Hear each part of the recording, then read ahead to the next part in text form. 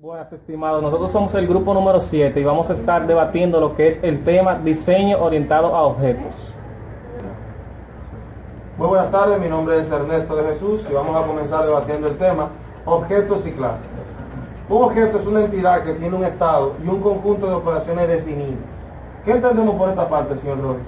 Bueno, cuando entramos a la parte de los objetos y clases, caemos en la parte de los formularios. O sea, estos son los distintos aplicativos que tiene dicho formulario o dicho objeto. Por ejemplo, un botón se puede conocer como un objeto en el cual podemos modificarle tanto el estilo de letra como el estilo del botón desde la parte gráfica hasta la parte inicial del Command Prompt.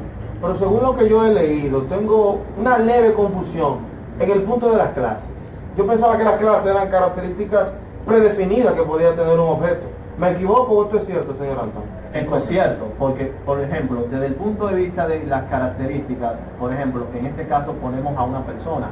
El color de una persona es una de sus características, Eso es correcto. ¿cierto? Entonces, cuando mencionamos la parte del formulario, el color del formulario, el tipo de letra, ambos son características. Por eso se encapsula este término dentro del mundo de las clases. Y como bien sabemos que un objeto es una unidad dentro de un programa de la computadora, o sea que es un atributo, se podría decir, dentro de la clase. O sea, de todas las características, todos los ítems que definen una clase, un objeto es uno de esos. Entonces los atributos son características específicas de la clase que está dentro del objeto. Las cuales se encapsulan dentro del conjunto de instrucciones para así lograr a cabo la instrucción general con la que se definió el programa. Bien, y si partimos del punto de vista de los sistemas basados en servicios de comunicación, los objetos se implementan directamente con un mensaje de texto que se intercambian. Por ejemplo, si tenemos un MSG Box en un formulario, ¿de qué forma yo puedo definir ese objeto dentro de ese formulario? En el MSG Box, por ejemplo, enlazándolo ¿a dónde? A una base de datos, a un botón, o de qué forma yo lo asocio con una clase, por ejemplo. Bueno, en este caso lo asociaremos partiendo desde un if encapsulado. Como un if encapsulado, por ejemplo, ponemos una condición.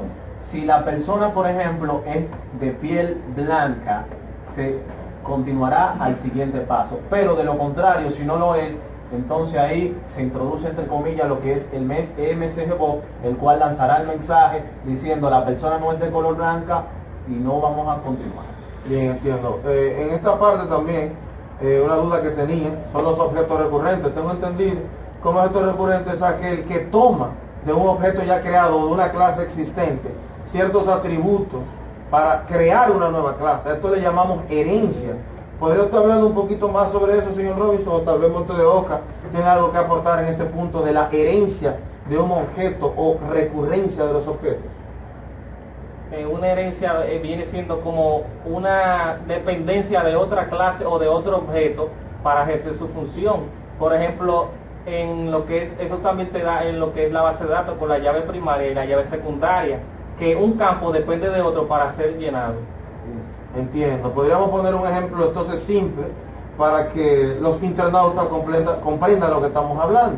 Una herencia, por ejemplo, tenemos una línea de código lanzada en la cual va a mandar un mensaje específico, pero hay otra más abajo que puede repetir otro mensaje. Lo único que tenemos que hacer es copiar el código y borrar el tipo de mensaje. Eso es herencia. Este tipo o sea, este tipo de acción se conoce no inicialmente como herencia, sino como bucle, que un bucle es una estructura repetitiva la cual permite que se ejecuten un sinnúmero de instrucciones ya compiladas al inicio del programa, las cuales podemos utilizar ya almacenadas, encapsuladas y de manera como clase o objeto. O sea, los objetos son encapsulaciones. Excelente. Bueno, pues vamos a continuar con el siguiente punto. Nuestro compañero acá lo va a debatir. El siguiente punto es un proceso de diseño orientado a objetos. En esta sección se ilustra el proceso orientado a objetos por medio del desarrollo de un ejemplo del diseño para el software de control. El proceso que aquí se muestra es un proceso general que incorpora las actividades comunes de muchos de los procesos de diseño orientado a objetos. El proceso general que aquí se utiliza es el diseño orientado a objetos, que tiene varias etapas, como son comprender y definir el contexto que va a utilizar el sistema, diseñar la arquitectura del sistema, identificar los objetos principales del sistema, desarrollar los modelos de diseño y especificar las interfaces de los objetos. A propósito de este proceso, no se muestra como un diagrama de proceso simple, puesto que explicaría la existencia de actividades detalladas llevadas a cabo en la secuencia. Más adelante en esta versión se pondrá de forma separada cada una de estas etapas del proceso del diseño. Sin embargo, no debe suponerse que el diseño es un proceso sencillo y bien estructurado. En realidad, el diseño se desarrolla poniendo soluciones y refinando las soluciones antes puestas. Al disponer de esta información, es inevitable que se detendrá a regresar y retornar a los problemas cuando estos surjan. Algunas veces se tendrá que explorar algunas opciones para ver si a detalle estas funcionan. Otras veces habrá que prescindir de los detalles y retomarlos más adelante en este proceso. O sea, lo que uno está tratando de decir en esa parte de la refinación de los procesos, podría estar la parte de la depuración de código. Bueno, no directamente la parte de la interacción de código, porque cuando empezamos a diseñar un sistema desde el punto de vista desde consola, vemos cómo tenemos que interactuar con el sistema y escribir cada paso, a diferencia de la parte gráfica, la cual nos resume y nos permite arrastrar los botones, pero ya dicho formulario tiene los códigos impresos. Si damos doble clic dentro del renglón de programación en el formulario, podemos ver cómo se presentan los códigos. Cuando él se refiere ya a la fase de afinación, esta fase se corresponde ya a la fase de modificación de los labels, los botones, el estilo de letras, el acomodamiento de los botones que van más allá de la diagramación del flujo del sistema base. Okay. También podemos ver que hay un diseño de arquitectura.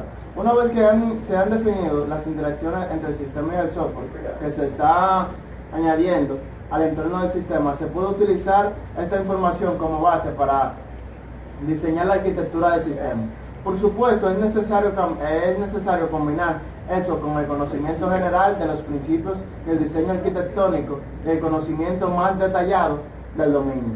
También podemos ver que hay tres partes en el software de la estación meteorológica, que son la capa de interfaz, la capa de recogida de datos y la capa de instrumentos. En la capa de interfaz, que comprende todas las comunicaciones contra la parte del sistema y el suministro de la interfaz externa del sistema. También podemos ver en la parte de la capa de recogida de datos, es la que se encarga de administrar la recogida de datos, como su sistema lo dice, de los instrumentos, y resumir datos meteorológicos ante la transmisión al sistema de mapas.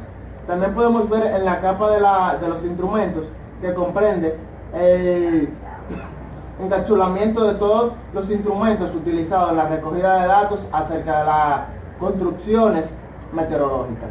Bueno, en la parte que menciona nuestro compañero Adrián, en la parte conocida como la arquitectura no es nada más y nada menos el diseño esencial del sistema operativo donde va a correr dicha aplicación o programa que estamos diseñando. Así es. En este caso puede ser la arquitectura tanto 32 bits como 64 bits. ¿Qué sucede? La parte que corresponde a la arquitectura al momento de diseñar el sistema es un punto esencial a tomar en cuenta. ¿Por qué un punto esencial a tomar en cuenta? Si diseñamos un programa en 32 bits y tenemos un sistema operativo de arquitectura de 64 bits, el trayecto para la ejecución de cada proceso del sistema va a ser un poquito más lento, porque está diseñado para una máquina de menos recursos y por ende va a optimizar los recursos que tengamos. Ok, pero si tú te das cuenta que la arquitectura también aquí, como yo he podido entender en lo que he estado leyendo, la arquitectura también no es nada más y nada menos de cómo vamos a ver el programa, cómo va a funcionar, qué vamos a hacer, qué puntos vamos a poner, cómo vamos a diseñar el programa para ya ponerlo a funcionar. Ya cuando tú haces la arquitectura, ese es como el diseño del programa en sí, ya cómo va a ser el... Bien, mi nombre es Anthony Frías. Vamos a hablar sobre la evolución del diseño. La evolución del diseño consta de los cambios que tiene el primer diseño o el diseño inicial del proyecto. En este caso, por ejemplo, en el sistema de monitoreo o de meteorología, es inevitable que en ciertos puntos se quieran agregar ciertas estaciones para tener un mejor rendimiento.